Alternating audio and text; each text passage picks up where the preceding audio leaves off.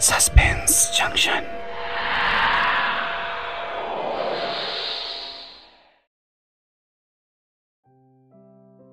এই হচ্ছে সৌরিনকে নিয়ে সমস্যা। হঠাৎ হঠাৎ ওর মাথায় এমন সব প্ল্যান ঘুরতে থাকে যে সেই প্ল্যানে আমাকেও সামিল হতে হয়। দুদিন আগে আমায় সকালবেলা হঠাৎ ফোন করে বলল রুকস্যাক রেডি করে রাখতে রবিবার রাত 10:05 দার্জিলিং মেল। আমি শুনে আকাশ থেকে পড়লাম। বললাম, মানে কোনো কথা নেই বার্তা নেই, হঠাৎ দার্জিলিং মেল? কিছুই তো বুঝলাম না। সৌরিন বলল, পেন্ডিং কাজ যা আছে করে ফেল, সান্দাকফু ট্রেকিং এ যাচ্ছি আমরা, আর কথা বলাস না। বলেই ফোনটা কেটে দিল। কিছুক্ষণ চিন্তা করার পর মাথায় আসলো, এই জন্যই বেটা ছেলে বেশ কয়েক মাস যেমন শরীর স্বাস্থ্যতে মন দিয়েছিল, তেমনই সিগারেটটাও অনেক কমিয়ে দিয়েছিল। জিজ্ঞেস করলে বলতো দরকার আছে, পরে বলবো। এখন বুঝতে পারছি দরকারটা তার মানে এই। আরও খুব ভালো করেই জানে আমাকে আগে থেকে বললে আমি হয়তো না করতে পারি। আর তাছাড়া আরেকটা ব্যাপারও আছে, ও বেটা জানে আমি না গেলে কাকিমাও ওকে একা ছাড়বে না, তাই অনেক মাথা খাটিয়েই কাজটা করেছে। অগত্যা আমিও তাড়াতাড়ি আমার পরের পডকাস্টের গল্প রেকর্ড করে নিলাম এবং বাকি কিছু কাজ জমেছিল সেগুলো গুছিয়ে নিলাম। রবিবার সকাল, তখন ওই 9টা কি 9:30 বাজে। বাবা অফিসের কাজে দুদিন বাইরে আছে, আজ ফিরবে। আর মা গেছেন বাড়ির কাছেই একটা মন্দিরে পুজো দিতে। আমি তখনও ঘুম থেকে উঠিনি, জানি ট্রেনে ভালো ঘুম হবে না, তাই বেশ বেলা করেই ঘুম থেকে উঠব ভেবেছিলাম। কিন্তু বিধি বাম, দরজায় বেল বাজল। কোনো মতে প্রায় টাল খেতে খেতে ঘুম চোখে উঠে গিয়ে দরজা খুলে দেখি সামনে দাঁড়িয়ে সৌম্যকান্তি, আমাদেরই বয়সী একটি ছেলে। জিজ্ঞাসা করলাম, কাকে চান? ছেলেটি বলল, চিনতে পারছিস না আমায়? ভালো করে চোখ কচলে তাকিয়ে দেখলাম আমাদের স্কুলের এক বন্ধু, নাম অভিরূপ গাঙ্গুলি। স্কুল ছাড়ার পর ওর সাথে সেভাবে আর যোগাযোগ ছিল না, তবে আমার আর সৌরিনের দুজনেরই ভালো বন্ধু ছিল স্কুল লাইফে। আমি বললাম, কি রে তুই এতদিন পর হঠাৎ? স্কুলের পর তো আর তোর কোনো খবরই নেই, তোর ফোন নাম্বারও ছিল না যে আমাদের স্কুলের হোয়াটসঅ্যাপ গ্রুপে তোকে অ্যাড করব, ফেসবুকেও তোকে দেখতে পাই না। আয় আয়, ভেতরে আয়। অভিরূপ ঘরের ভেতরে এসে সোফায় বসতে বসতে বলল, আসলে আমি স্কুল কমপ্লিট করে শিলিগুড়িতেই ফিরে যাই, আর ফেসবুকে আমি নেই রে, হোয়াটসঅ্যাপটা দরকার লাগে তাই রেখেছি। আমি বললাম, তোর নাম্বারটা আগে দে তো, সেভ করে নি। এরপর নানান রকম পুরনো কথা এবং স্মৃতি রোমন্থন করার পর অভিরূপ বলল, ভাই তোদের কাছে এসেছি একটা বিশেষ দরকারে। আমি কাগজে পড়েছি সৌরিন আর তোর কথা, তাই ভাবলাম তোরা যদি দুজনে এর একটা সমাধান করতে পারিস। আমি বললাম, তাহলে তো সৌরিনকে ডাকতে হয়, দাঁড়া ওকে ফোন করে এখানে আসতে বলি। এই বলে আমি সৌরিনকে ফোন করে আসতে বলে ফোন রেখে দিয়ে অভিরূপকে বললাম, তুই একটু বস, আমি ফ্রেশ হয়ে আসছি। প্রায় 40 মিনিট পর দরজায় বেল বাজল।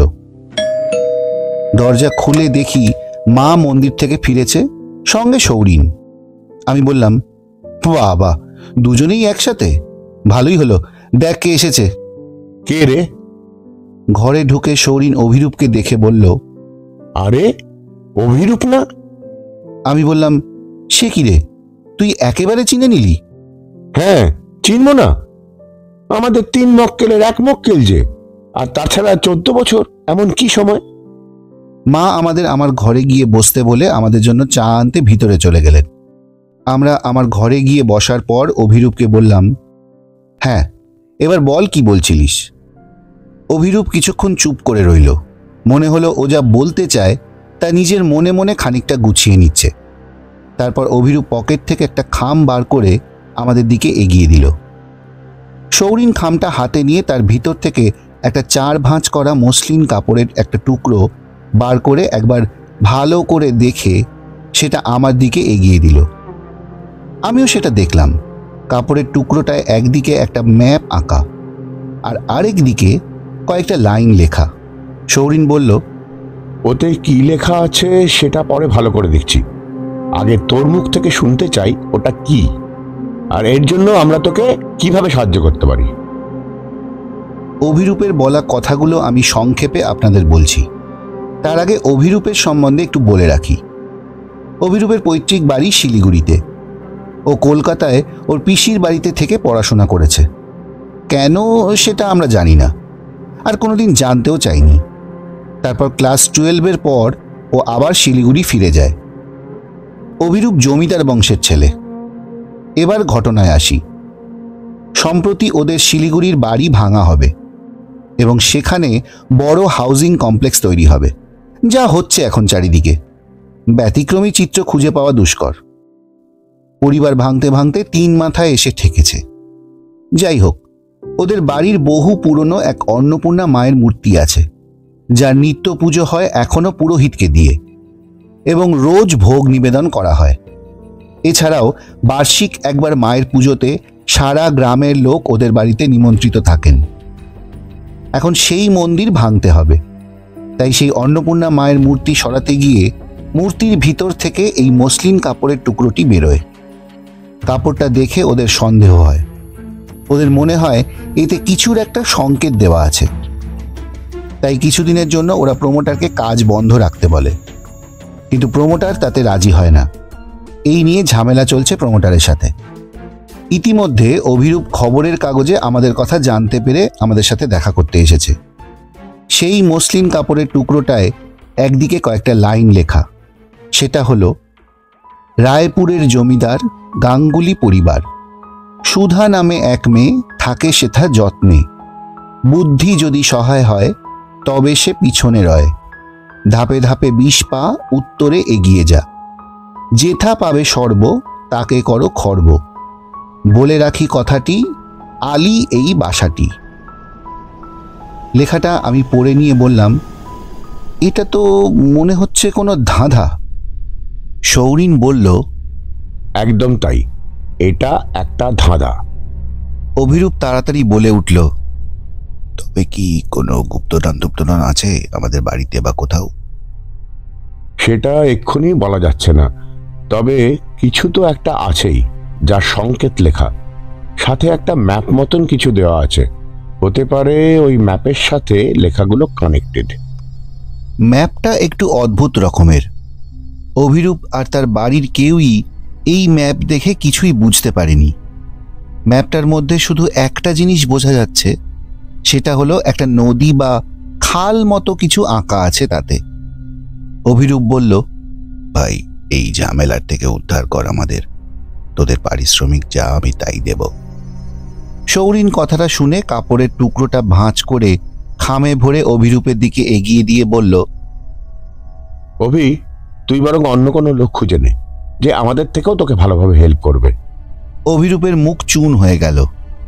আমি সৌরিনের কথার টোন বুঝতে পেরে অভিরূপকে বললাম, তুই কি রে অভি, সেই ছোটবেলা থেকে তুই আমাদের বন্ধু, আর তুই একটা প্রবলেমে পড়েছিস এখন, সেখানে তোকে আমরা আমাদের সাধ্যমতো হেল্প করব, এটা তো আমাদের একটা দায়িত্ব, আর তুই সেখানে আমাদের টাকার কথা বলছিস। সৌরিন বলল, না না, ছেড়ে দে, অন্য কোথাও যাক, ও থোড়াই আমাদের বন্ধু হবে, দরকার নেই, বাদ দে। অবশেষে আমার মধ্যস্থতায় দুজনের মান অভিমানের পালা শেষ হলে পর ঠিক হলো আমরা সান্দাকফু যাওয়ার আগে ওদের বাড়ি 2 দিন থেকে যাব। সৌরিন কাপড়ের টুকরোটা নিজের কাছে রেখে দিল। অভিরূপ সেই দিনই ফ্লাইটে চলে যাবে। যাওয়ার আগে বলে গেল আমাদের জন্য ও স্টেশনে গাড়ি পাঠিয়ে দেবে। আমরা রবিবার রাত 10টা 5 দার্জিলিং মেলে উঠে বসলাম। ট্রেন রাইট টাইমে শিয়ালদা ছাড়ল।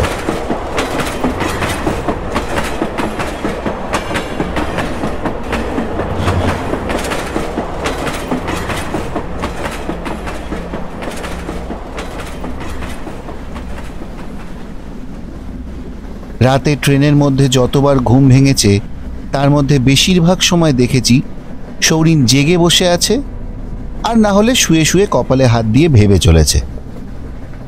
আমার মনেও 2-1বার সেই ধাঁধাটা উকি দিয়ে গেছে।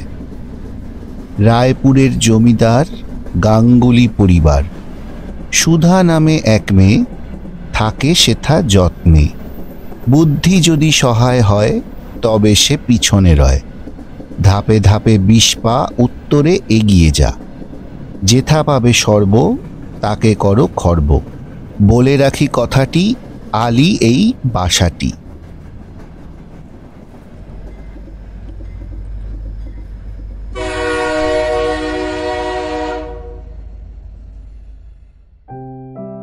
ঝাড়া 2 ঘন্টা লেট করে আমাদের ট্রেন অবশেষে এনজেপি পৌঁছলো।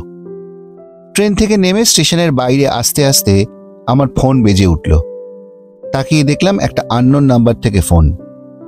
অভিরূপের ড্রাইভার ফোন করেছে, আমাদের স্টেশনে নিতে এসেছে।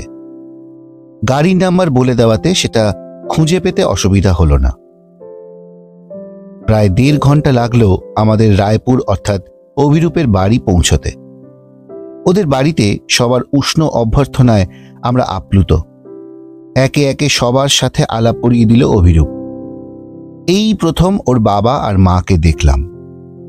এছাড়াও ওদের বাড়িতে ওর আরও 2 জেঠু জেঠিমা তাঁদের ছেলেমেয়েরা থাকে এবং এখনো ওরা যৌথ পরিবার হিসেবেই থাকে। যদিও ওদের বাড়ি ভেঙে এখানে কমপ্লেক্স তৈরি করার কারণ এখনো পরিষ্কার নয়।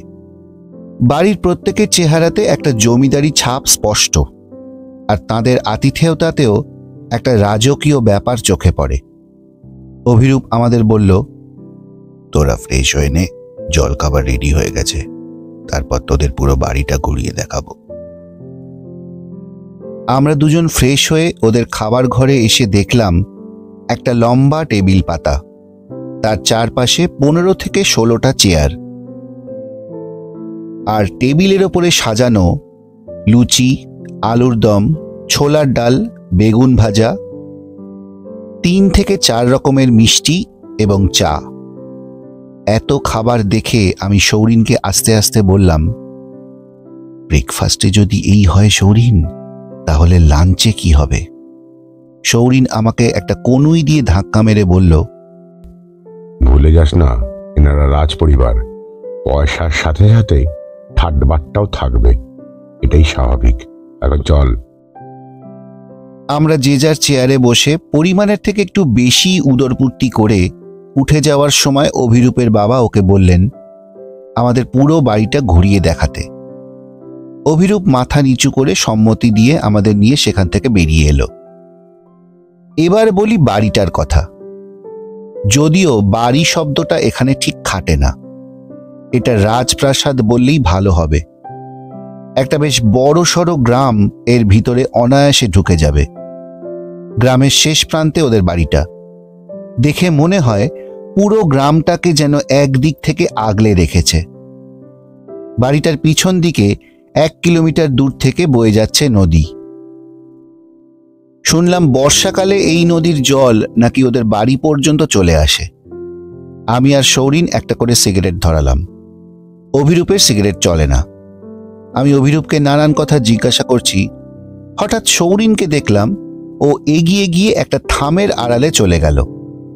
আমি অভিরূপকে জিজ্ঞাসা করলাম, আচ্ছা, এই এত বড় প্রাসাদ তোরা মেনটেন করিস কি করে?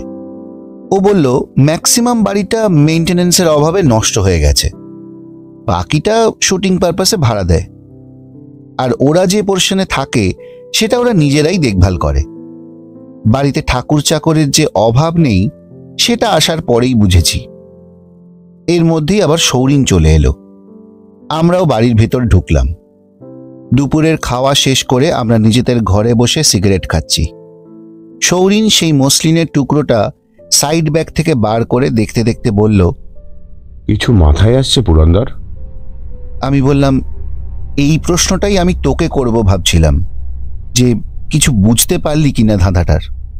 সৌরিন বলল, 2টো নাম এই ধাঁধাটার মধ্যে আছে, এক হলো সুধা আর একটা হলো আলী। আর বাকিটা? সেটাই তো বুঝতে পারছি না। দেখ, প্রথম লাইনটাতে কিছু নেই, সাদামাটা একটা কথা, কিন্তু তার পরের লাইনগুলোই আসল। সুধা নামে কোনো মেয়েকে তো। সৌরিনের কথায় ছেদ পড়ল। দরজায় আওয়াজ। অভিরূপ এসে ঢুকল। সৌরিন ওকে দেখে বলল, ভালোই হলো তুই এসেছিস। আচ্ছা বলতো, তোদের বাড়িতে বা তোদের বংশে সুধা আর আলী নামে কেউ কখনো ছিল বা আছে? অভিরূপ বলল যে এই নামে এখন তো কেউ নেই। আগে কেউ ছিল কিনা সেটা যে বলতে পারতেন তিনি প্রায় বছর 3 আগেই মারা গেছেন, ওর ঠাকুরদা। তবে সুধা নামে কেউ থাকলেও আলী নামে কেউ কোনোদিনই ছিল না। সৌরিন বলল, তুই এত শিওর হচ্ছিস কি করে? হতেই তো পারে যে এই সুধা নামের মেয়েটির সাথে আলী নামের কারোর কোনো সম্পর্ক হয়েছিল কখনো। অভিরূপ বলল যে সেটা হতেই পারে, কিন্তু তাদের নাম ধাঁধায় রেখে যাবে এটা মানতে তার একটু অসুবিধা আছে। অভিরূপ বলল, ও হ্যাঁ, তোদের যেটা বলতে এসেছিলাম, সকালে তোদের মন্দিরটা দেখায়নি। সন্ধ্যাবেলা যখন আরতি হবে তখন তোদের নিয়ে যাব। যদিও তোরা এখন মূর্তিটা আর দেখতে পাবি না, কারণ মূর্তিটা সরিয়ে রাখা হয়েছে পুরোহিত মশাইয়ের পরামর্শে। এখন আপাতত ঘটেই পুজো হচ্ছে। এখন তাহলে তোরা রেস্ট নে, আমি বিকেলের পর এসে তোদের নিয়ে যাব। এই বলে অভিরূপ চলে গেল। সৌরিন দরজা বন্ধ করে দিয়ে এসে একটা সিগারেট ধরিয়ে বলল,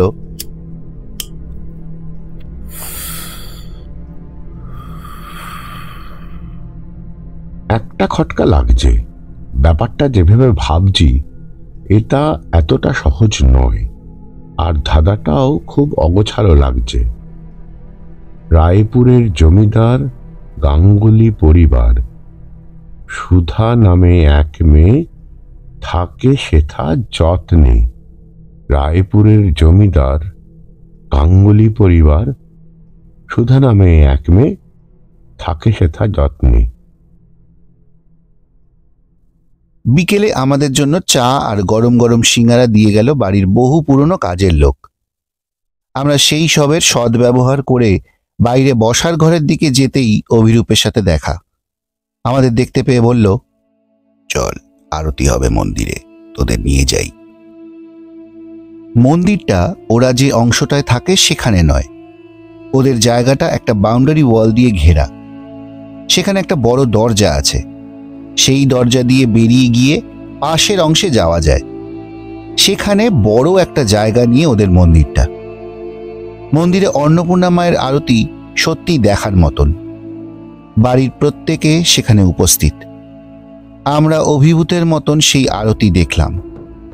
পুজো আরতি শেষে ঠাকুরমশাই প্রত্যেককে প্রসাদ দিলেন।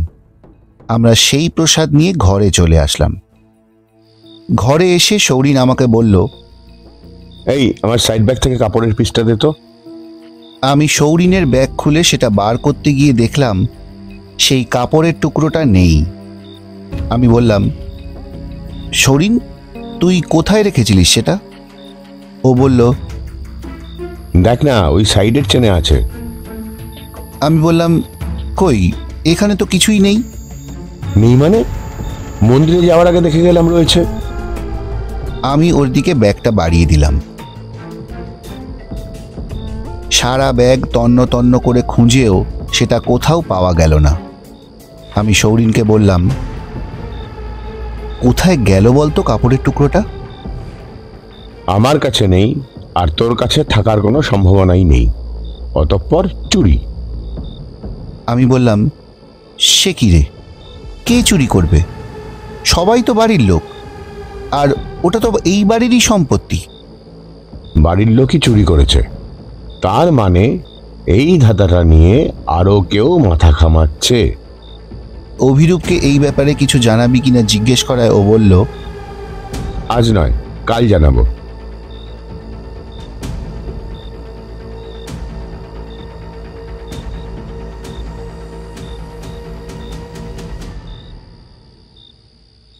আচ্ছা, তোর ধাঁধার সবকটা লাইন মনে আছে? আমি বললাম, হ্যাঁ, মোটামুটি। ওই তো, রায়পুরের জমিদার গাঙ্গুলি পরিবার, সুধা নামে এক মেয়ে থাকে সেথা যত্নে। বুদ্ধি যদি সহায় হয় তবে সে পিছনে রয়। ধাপে ধাপে 20 পা উত্তরে এগিয়ে যা। তারপর বাকি দুটো লাইন মনে পড়ছে না। যেথা পাবে সর্ব তাকে করো খর্ব, বলে রাখি কথাটি, আলি এই বাসাটি। সৌরিন বলল, এরকম বিদঘুটে একটা ধাঁধা সালা নিজের মটকাই ধাঁধিয়ে যাচ্ছে। আমরা যে ঘরে আছি সেটা দোতলায়, সামনে চওড়া বারান্দা। রাতের খাবার খেয়ে আমরা আমাদের ঘরের সামনের বারান্দায় এসে দাঁড়িয়েছি। হঠাৎ আমাদের চোখে পড়ল আমাদের ঘরের ঠিক ডায়াগোনালি অপোজিটে একটা ঘরে আলো জ্বলছে। একজন পায়চারি করছে আর সিগারেট খাচ্ছে। দূর থেকে মুখটা স্পষ্ট নয়। আমি সৌরিনকে দেখাতে যাব বলে আঙ্গুলটা ওই ঘরের দিকে তাক করেছি, অমনি সৌরিন বলল, আঙুল দেখাস না, আমি আগেই দেখেছি। কিন্তু প্রশ্ন হচ্ছে উনি কে, আর বাড়ির অন্যান্যদের মতো সবার সামনে আসেন না কেন? অনেক রাত পর্যন্ত ওই ঘরে আলো জ্বলতে দেখেছি, তারপর কখন ঘুমিয়ে পড়েছি খেয়াল নেই।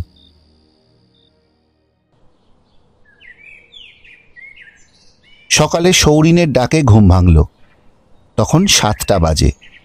ও বলল, পুরন্দর, ওঠ ওঠ, এমন চোরকে আর কোনোদিন পাবি না। চুরি করা জিনিস আবার ফেরত দিয়ে গেছে। আমি একটা লম্বা হাই তুলতে যাচ্ছিলাম, সেটাকে মাঝপথে থামিয়ে দিয়ে বললাম, মানে? দেখলাম সৌরিনের হাতে কালকের চুরি যাওয়া সেই মসলিনের টুকরো। অদৃশ্য চোরকে দিয়ে খানিক ঠাট্টা তামাশা করার পর সৌরিন বলল, চল অভিরূপদের মন্দিরটা থেকে একটু ঘুরে আসি। কেন জানি না মন বলছে এই ধাঁধা যেখান থেকে পাওয়া গেছে এর উত্তরও সেখান থেকেই পাবো। আমি বললাম, অভিরূপকে বলবি না কালকের চুরির কেসটা? বলবো বলবো, এখন তো চল। আমরা মন্দিরে ঢুকেই দেখি সেখানে ঠাকুরমশাই পুজোর জোগাড় করছেন। আমরা চারিদিকটা তাকিয়ে তাকিয়ে দেখছি। হঠাৎ সৌরিন ঠাকুরমশাইকে বলল, আচ্ছা ঠাকুরমশাই, আপনি এই বাড়িতে কতদিন আছেন? আমি ছোট থেকেই এই বাড়িতে থাকি। এই বাড়ির পুজো আমার 5 পুরুষ ধরে করে আসছে। তার মানে এই মূর্তি সম্বন্ধে তো সবটাই জানেন। হ্যাঁ। আচ্ছা, মূর্তির ভিতর থেকে যে একটা কাপড়ের টুকরো পাওয়া গেছে সেটা তো জানেন নিশ্চয়ই? হ্যাঁ, আমি তো সেটা বড় বাবার হাতে তুলে দিলাম সেদিন। আপনি দেখেছেন ওতে কি লেখা আছে? না ভাই, আমি দেখে কি করব? আমার কাজ পুজো পার্বণ করা, আমি তাই নিয়েই থাকি সারাদিন। তবে শুনেছি ওই কাপড়ের টুকরোতে কি সব ধাঁধা লেখা আছে, এটুকুই। এরপর আরও নানান কথা সৌরিন জিজ্ঞাসা করল। ঠাকুরমশাইও একটুও না বিরক্ত হয়ে সৌরিনের সমস্ত প্রশ্নের উত্তর দিলেন।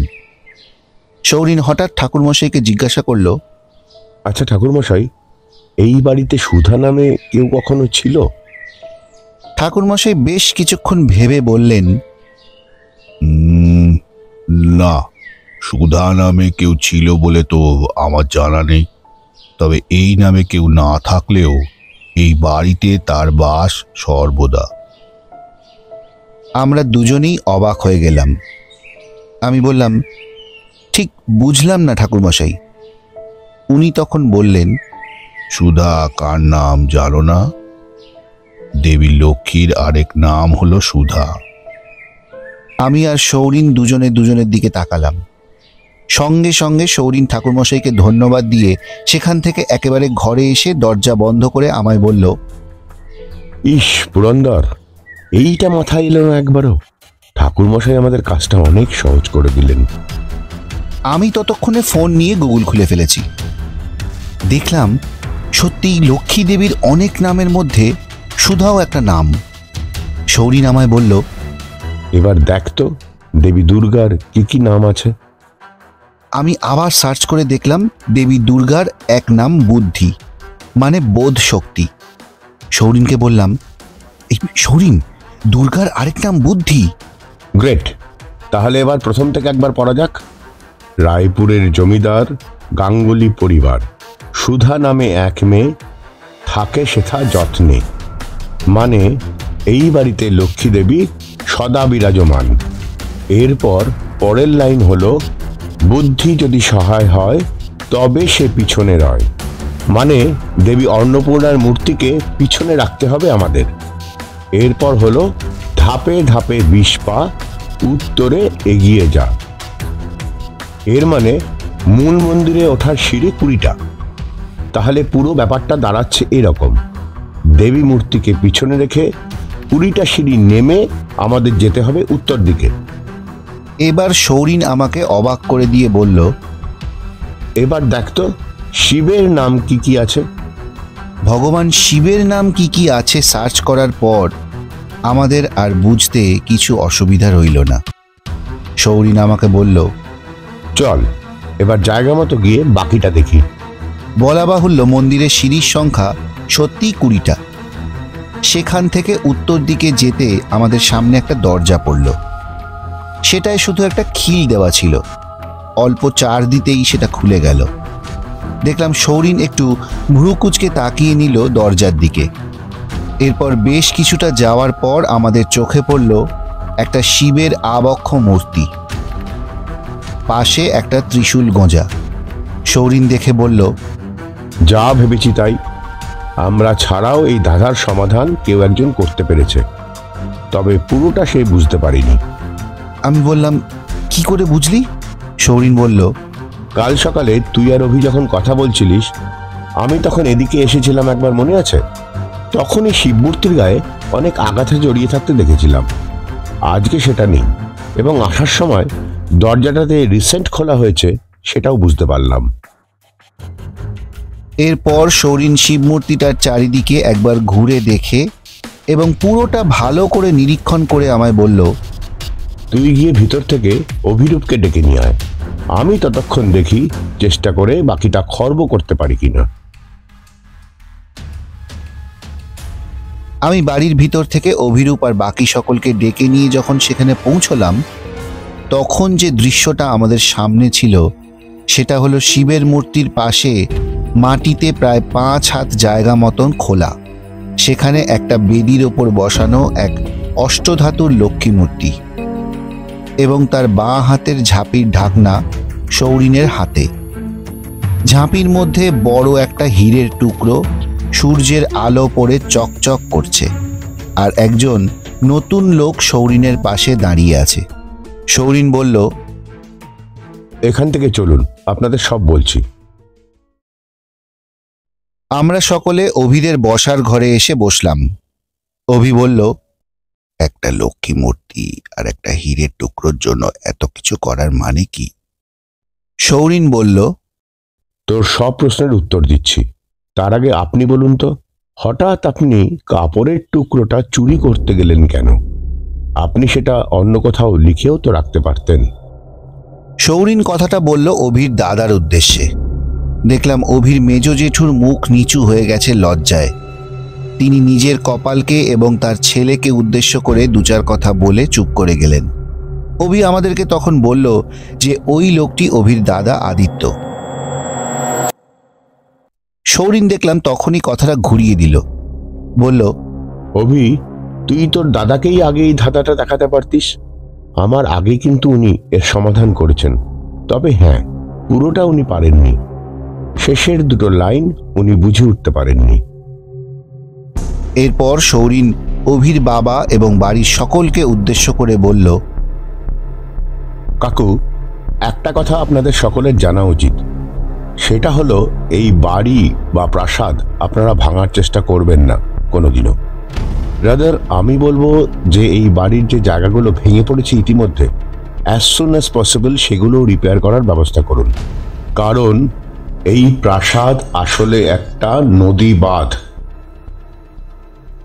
বাড়ির 1 কিলোমিটার দূর থেকে যে নদী বইছে এটা তারই বাঁধ। আর এই বাঁধ যদি একবার ভেঙে যায়, অদূর ভবিষ্যতে বন্যা হলে শুধু এই গ্রাম নয়, আশেপাশের সমস্ত গ্রাম ভাসিয়ে দেবে। এটা আমি বলছি না, লক্ষ্মী মূর্তির হাতের ঝাঁপিতে যে হীরের টুকরোটা ছিল তার নিচে এই কাগজটা রাখা ছিল। এখানে সমস্ত কথা লেখা আছে। মাটিতে যে অংশটা খোলা ছিল সেখানে কান পাতলে আপনারা জলের আওয়াজ শুনতে পাবেন। এই জল আশেপাশের সমস্ত গ্রামের চাষের জমিতে যায়। এবার আসি লক্ষ্মী মূর্তির কথায়। আপনাদের কখনো যদি ফিনান্সিয়াল ক্রাইসিস দেখা দেয়, তখন এই হীরে আর এই মূর্তি আপনাদের সেই ক্রাইসিস দূর করবে। ধাঁধার মাঝে লেখা ছিল বুদ্ধি যদি সহায় হয়। বুদ্ধি একদিকে যেমন মা দুর্গার এক নাম, তেমনি বুদ্ধি মানে বোধ শক্তি। সেই বুদ্ধি দিয়ে এই মূর্তি খুঁজে বার করার চেষ্টা করবেন। আপনারা ক্রাইসিস দেখা দিলে, সেটা ফিনান্সিয়াল হতে পারে, আপনাদের শরীরী কোনো সমস্যা হতে পারে, আর তাহলে এই বাড়ি আপনারা ভেঙে ফ্ল্যাট বা বিক্রি করার চেষ্টা করবেন। আর তখনই এই অন্নপূর্ণা মূর্তি আপনারা সরাতে যাবেন, তখন এই মসলিনের টুকরো আপনাদের হাতে আসবে, আর সেটা হলেই সবটা আপনাদের সামনে পরিষ্কার হয়ে যাবে।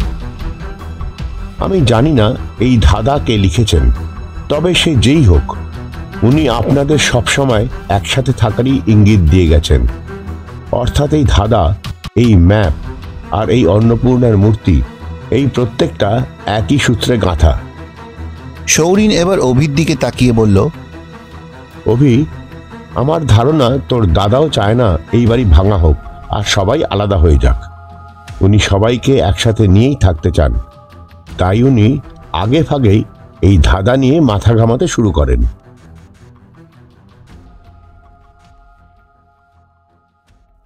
সেদিন রাতটা অভিদের বাড়িতে কাটিয়ে পরদিন আমরা বেরিয়ে পড়লাম সান্দাকফুর উদ্দেশ্যে।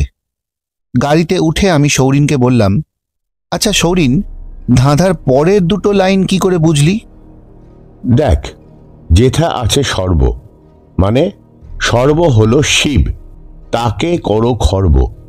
আমি শিবের ত্রিশূলটা জোরে চেপে ঘোরাতেই একটা ঘর ঘর শব্দ করে মূর্তির ঠিক মাঝ বরাবর খুলে যায়, এবং সাথে সাথে মাটিতে একটা জায়গা ফাঁক হয়ে যায়।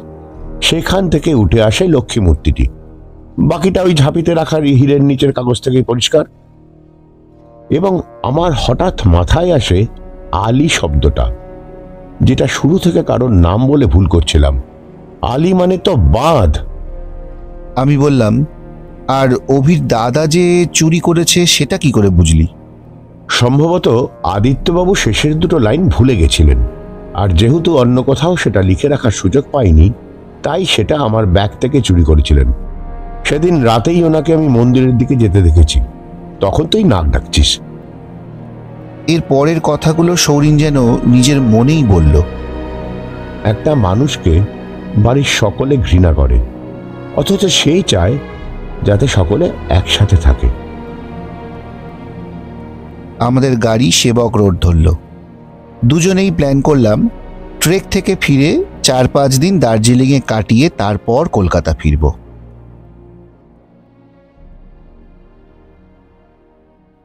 আমাদের আজকের গল্প এখানেই শেষ হলো।